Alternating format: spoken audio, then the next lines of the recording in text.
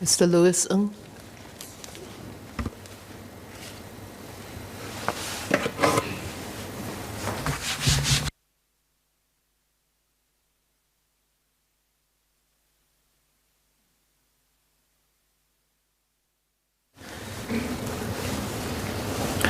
Madam, this bill will update our GST regime. Significantly, this bill will extend GST to imported low-value goods. This ensures a level playing field for local suppliers and overseas suppliers. Additionally, the bill will also update the GST treatment for media sales to more closely reflect the reality of how services are advertised and consumed.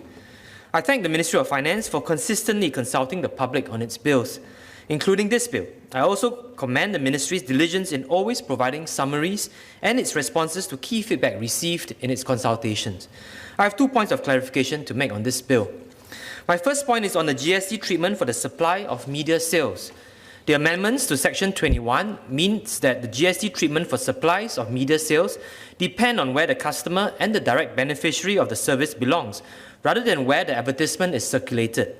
IRAS's e-tax guide has provided some guidance on how to identify the direct beneficiary of media sales. In particular, the e-tax guide provides that the contractual client will generally be regarded as the sole direct beneficiary where 2 conditions are satisfied. First, the service agreement does not require the services to be provided to another person.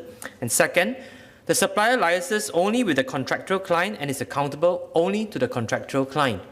Can Minister clarify if both conditions must be satisfied in order for the contractual client to be deemed the sole direct beneficiary? Or is it sufficient that either one of the conditions are satisfied? The e-tax guide also provides that when the 2 conditions are satisfied, the supplier does not need to look beyond the contractual client in determining the correct GST treatment.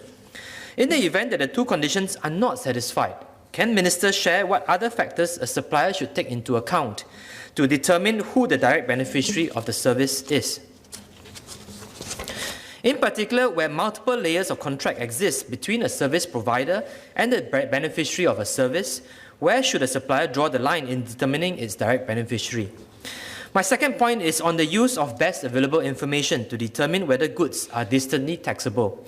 The new Section 14(1)(b) provides that a recipient may rely on the best available information to determine whether goods are distantly taxable if the recipient is unable to verify the location of the goods at the point of sale of the goods, or how the goods will be transported to a place in the customs territory.